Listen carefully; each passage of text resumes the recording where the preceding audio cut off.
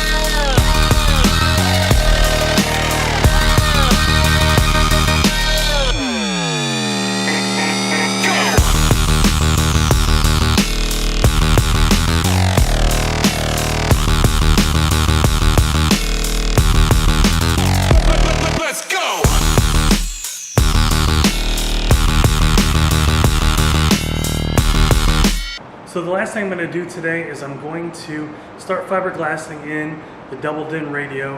I've got a cage that the radio fits into. I've already got the console piece cut and I have it mocked in with a little bit of duct tape, but what I want to do is start securing it in with fiberglass from the back side so I can do plastic body filler off the front, and then I will paint everything the flat black, satin black color that I have that matches the rest of the interior, and it should be ready to install. I'm going to mix up some resin, lay down some cloth, and then leave it here to dry. Let's get started.